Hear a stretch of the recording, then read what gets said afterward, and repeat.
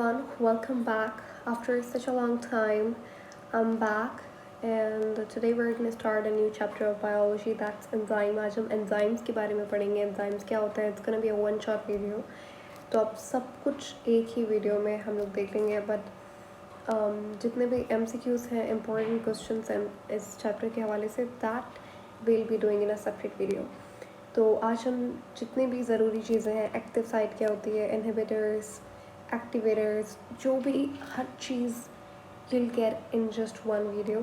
So make sure ये आप पूरी देखें so that you'll get the whole chapter in an hour or more.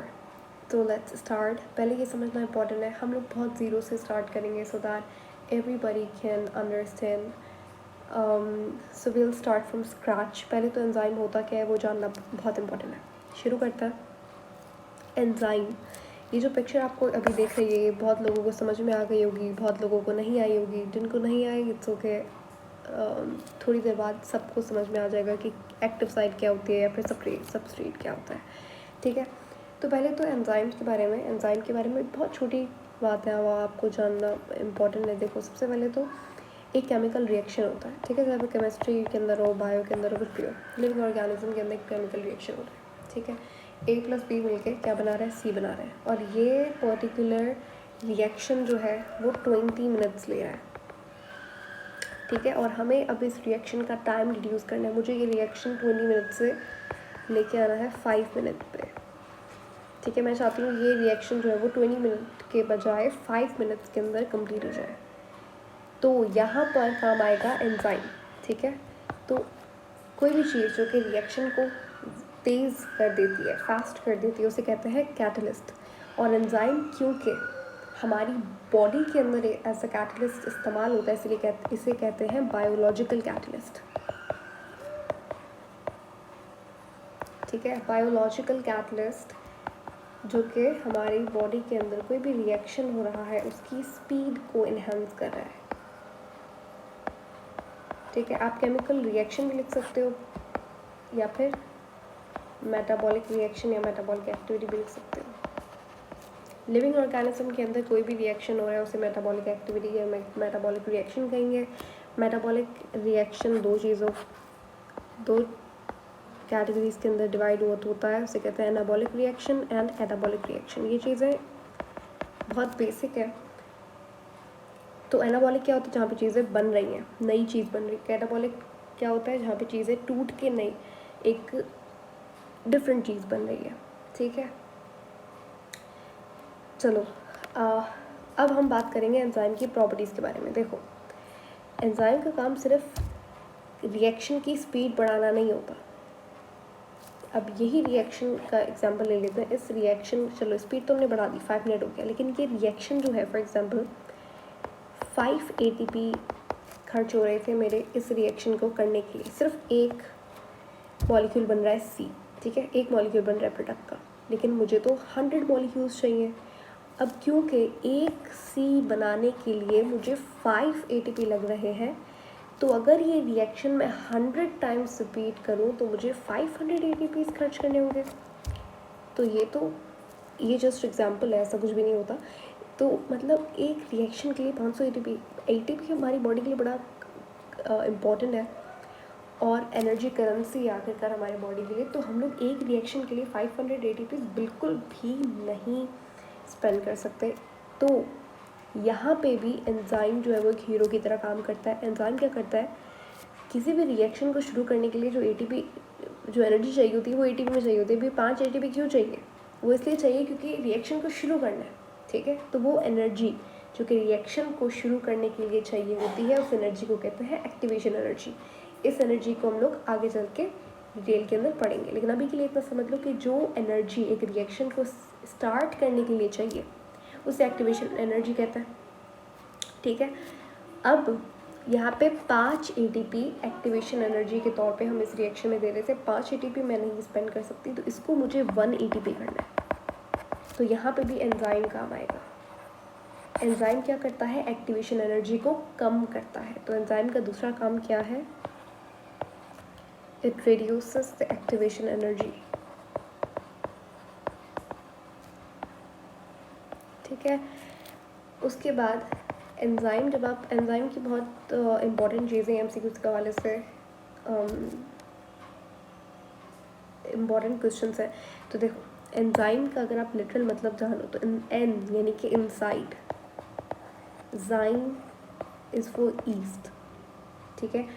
तो ईस्ट के अंदर जो एंजाइम होता है जिसकी वजह से डो जो है वो राइज होती है या फूलती है, तो दैट्स बिकॉज ऑफ एंजाइम, ठीक है। और क्योंकि ईस्ट के अंदर एंजाइम देखा गया था, और नाम जो है वो तभी पड़ा था एंजाइम का जब ईस्ट के अंदर एंजाइम को डिस्कवर किया था, एंड देन इसी वजह से नाम जो है वो एंजाइम रखा था। और ये नाम क्यूहन करके एक साइंटिस्ट थे, उन्होंने रखा था। एंजाइम कोई भी, और एंजाइम जो है वो ऑर्गेनिक मॉलिक्यूल होता है, ठीक है। पहली बात, एंजाइम मोस्टली एंजाइम प्रोटीन से बनता है, ठीक है। हर एंजाइम प्रोटीन से बनता है नहीं, बहुत सारे ऐसे एंजाइम्स हैं जो कि प्रोटीन से बनते हैं, लेकिन कुछ एक्सेप्शंस हैं। जैसे कि कुछ एंजाइम्स आरएनए से बनते हैं, ठीक है। वो एंजाइम्स जो कि आरएनए से बनते हैं उन्हें राइबोजाइम कहा जाता है। ये एंजाइम्स आपको राइबोसोम, एक ऑर्गेनल हमने लास्ट वाले चैप्टर के अंदर पढ़ा था, राइबोसोम करके एक ऑर्गेनल होता है जहाँ पे प्रोटीन बनता है, प्रोटीन सिंथेसिस, प्रोटीन फैक्ट्री बोलते हैं, ठीक है। तो वहाँ पे जो एंजाइम्स होते हैं वो मोस्टली आरएनए से बने हुए होते हैं, ठीक है। आरएनए क्या है? न्यूक्लिक एसिड है, जैसे डीएनए होता है वैसे आरएनए होता है, ठीक है।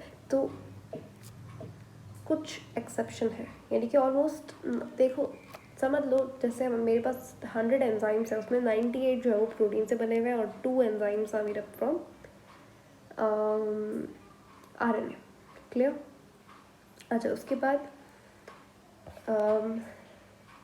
ये तो थे एंजाइम का बहुत छोटा सा इंट्रोडक्शन। अब बात कर लेते हैं कुछ इम्पॉर्टेंट प्रॉपर्टीज़ की। यहाँ पे कुछ इम्पॉर्टेंट प्रॉपर्टीज़ लिखी हुई हैं, तो इससे आपको बिल्कुल क्लियर हो जाएगा। तो ये एमसीक्यूज़ के हवाले से बहुत इंपॉर्टेंट शीट है। यहाँ पे कह रहे हैं कि enzyme are bio catalyst, biological catalyst या बायो कैटलिस्ट एक ही बात है। ये प्रोटोप्लाज्म के अंदर सिंथेसाइज होता है। सेल के अंदर न्यूक्लियस होता है, न्यूक्लियस के अंदर फ्लूइड होता है, उसे कहते हैं न्यूक्लियोप्लाज्म। यहाँ पे जो फ्लूइड होता है इसे कहते हैं cytoplasm. Cytoplasm plus nucleoplasm is called protoplasm, ठीक है। तो एंजाइम्स कहाँ पे यूजुअली फॉर्म होते हैं? प्रोटोप्लाज्म के अंदर, ठीक है। Most of the enzyme are proteinaceous in nature, यानी कि ये प्रोटीन से बने हुए होते हैं, लेकिन कुछ एक्सेप्शंस हैं जैसे कि राइबोजाइम्स। अच्छा, ये जो प्रोटीन होता है ये क्या फाइब्रस होता है या ग्लोबुलर होता है? यहाँ पे लिखा हुआ है ये ग्लोबुलर प्रोटीन होता है, ठीक है। इनका मॉलिक्यूलर वेट ज़्यादा होता है as compare to fibrous protein. Fibrous protein क्या होता है? कुछ भी नहीं, एक टाइप है प्रोटीन का, ठीक है। ग्लोबुलर भी एक टाइप है प्रोटीन का। तो एंजाइम जितने भी हैं वो ग्लोबुलर प्रोटीन से बने होते हैं। यहाँ पे आपके लिए एक क्वेश्चन है, हम लोग बीच बीच में क्वेश्चन मैं आपको करती जाऊँगी, तो if you answer them perfect, और अगर आपको ना आए तो make sure you find it by yourself. अगर फिर भी आपको आंसर ना मिले so just right it down in the comment section, I will make sure that I reply for that. तो एंजाइम, आप मुझे बताइए एंजाइम जो है क्या वो प्राइमरी स्ट्रक्चर वाला प्रोटीन से बना हुआ होता है, या सेकेंडरी स्ट्रक्चर, या फिर टर्जरी, या फिर क्वाटरनरी, ठीक है। That's a question for you. Next point says there either consist of protein, या तो वो प्रोटीन के बने हुए होते हैं या फिर नॉन प्रोटीन पार्ट से बने हुए होते हैं। अच्छा, इसका मतलब ये है कि एंजाइम में ये, ठीक है, एंजाइम या तो सिर्फ प्रोटीन से बना हुआ होगा या फिर प्रोटीन और नॉन प्रोटीन पार्ट से बना हुआ होगा। देखो एंजाइम के अंदर एक मैं ऐसा मॉलिक्यूल लगा देती हूँ जो नॉन प्रोटीन पार्ट से बना हुआ है, जो प्रोटीन नहीं है, ठीक है। ये क्या कर रहा है? ये एंजाइम की एक्टिविटी को एनहेंस कर रहा है। ये आगे जाके हम लोग पढ़ेंगे ये क्या है, इसे कोफैक्टर कहता है। और कोफैक्टर जो होता है वो नॉन प्रोटीन पार्ट होता है, प्रोटीन से बना हुआ नहीं होता, ठीक है। तो एसिटाइल कोए क्या है? एक कोफैक्टर है, कोफैक्टर का एग्जाम्पल है। कोफैक्टर क्या होता है अभी पढ़ेंगे हम लोग थोड़ी देर के अंदर। उसके बाद कहने के enzyme act with in the, अच्छा, जो एंजाइम सेल के अंदर काम करता है दैट्स एंडो एंजाइम, और जो एंजाइम सेल के बाहर काम करता है वो एक्सो एंजाइम। स्पेसिफिक होते हैं नेचर के अंदर, फंक्शन के अंदर, यानी कि अगर पेप्सिन है तो वो सिर्फ और सिर्फ प्रोटीन पे काम करेगा। अगर not protein, I am sorry, starch, ठीक है, अगर वो प्रोटीनेज है तो वो सिर्फ प्रोटीन पे काम करेगा। अगर लाइपेज है तो वो सिर्फ लिपिड पे काम करेगा, ठीक है। तो specific in nature and function होता है। अच्छा, अमाइलेज का एग्जांपल है तो अमाइलेज सिर्फ और सिर्फ स्टार्च यानी कि कार्बोहाइड्रेट पे काम करेगा, ऐसा नहीं कि प्रोटीन को भी डाइजेस्ट कर रहा है, नो। अच्छा, अगर आप कंपेयर करो सबस्ट्रेट को और एंजाइम, सबस्ट्रेट क्या होता है? सबस्ट्रेट, देखो ये एंजाइम है, एंजाइम को काम करने के लिए एक मॉलिक्यूल की ज़रूरत होती है जो उसकी एक्टिव साइट पर अटैच होता है, उसे सबस्ट्रेट कहते हैं। एंजाइम खुद रिएक्शन के अंदर कभी भी इस्तेमाल नहीं होता, सबस्ट्रेट होता है, ठीक है। ये यहाँ पे आप देख रहे हो, ये एंजाइम है, ठीक है। अब इस एंजाइम के ऊपर, हर एंजाइम का अपना स्पेसिफिक सबस्ट्रेट होता है। हर substrate okay, sorry, coming back, हर एंजाइम जो है उसका अपना सबस्ट्रेट होता है, स्पेसिफिक सबस्ट्रेट होता है। और सबस्ट्रेट जो है वो कॉम्प्लीमेंट्री होता है, उसकी शेप जो है वो कॉम्प्लीमेंट्री होती है to the shape of enzyme, ठीक है। जहाँ पे सबस्ट्रेट लगता है उस साइट को एक्टिव साइट कहते हैं, ठीक है। बाकी जो साइट होती है ये वाली, इसको एलोस्टेरिक साइट कहते हैं, ठीक है। सबस्ट्रेट क्या करता है? सबस्ट्रेट केमिकल रिएक्शन को होने में मदद करता है। एंजाइम खुद कभी भी केमिकल रिएक्शन के अंदर इस्तेमाल नहीं होता, ठीक है, बल्कि सबस्ट्रेट होता है। फॉर एग्जाम्पल एक रिएक्शन है A+B=C, यहाँ पे एंजाइम इस्तेमाल हुआ, ठीक है, और एंजाइम के साथ सबस्ट्रेट भी अटैच होता है, सही है। अब यहाँ पे सबस्ट्रेट यूज़ हो गया, सबस्ट्रेट ख़त्म हो जाता है एंजाइम रिएक्शन के अंदर, लेकिन एंजाइम ख़त्म नहीं होता, एंजाइम वैसा का वैसा रिएक्शन से बाहर निकल के आएगा, ठीक है। सबस्ट्रेट प्रोडक्ट बनाता है, नॉट एंजाइम। तो एंजाइम का काम बस ये है कि वो एक्टिवेशन एनर्जी को कम करता है, रिएक्शन को बढ़ाता है, लेकिन असल जो हीरो है दैट्स सबस्ट्रेट, क्योंकि एंजाइम खुद तो केमिकल रिएक्शन के अंदर ज़ाया यानी कि यूज़ ही नहीं हो रहा, नॉट ज़ाया बट यूज़ नहीं होता खुद, बट सबस्ट्रेट होता है। हाँ, तो सबस्ट्रेट की साइज़ यहाँ पे ये लिखा हुआ है कि सबस्ट्रेट की जो साइज़ है वो बहुत छोटी होती है as compare to the size of enzyme, ठीक है, ओके।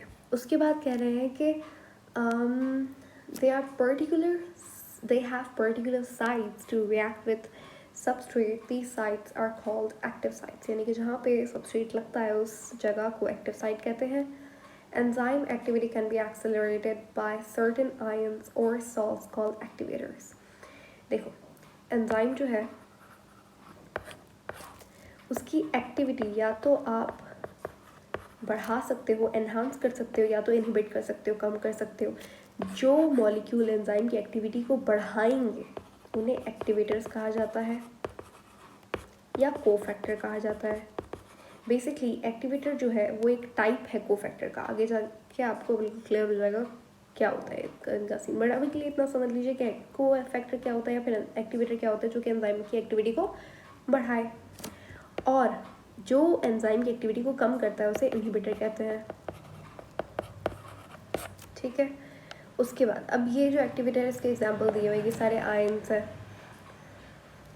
ठीक है। अच्छा, उसके बाद enzyme can be inhibited by certain factor called, ये मैंने अभी आपको यही बात बताई थी कि एंजाइम की एक्टिविटी कम हो सकती है, कौन करेगा? इनहिबिटर्स करेंगे, ठीक है।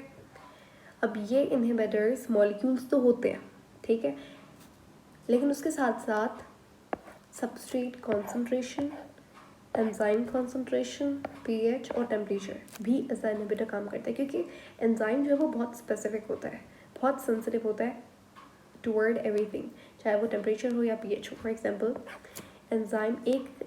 हर एंजाइम एक स्पेसिफिक पीएच पे काम करता है, एक स्पेसिफिक टेम्परेचर पे काम करता है, ठीक है। जैसे कि पेप्सिन है, पेप्सिन एसिडिक पीएच पे काम करेगा, बेसिक पीएच पे काम नहीं कर सकता, ठीक है। उसके बाद they remain chemically unchanged during and after the chemical reaction. मैंने कहा था कि रिएक्शन के अंदर एंजाइम कभी भी इस्तेमाल नहीं होता, रिएक्शन से पहले भी अगर 10 ग्राम एंजाइम था तो 10 ग्राम ही रहेगा रिएक्शन के बाद, ठीक है। तो ये प्रॉपर्टीज़ इम्पॉर्टेंट है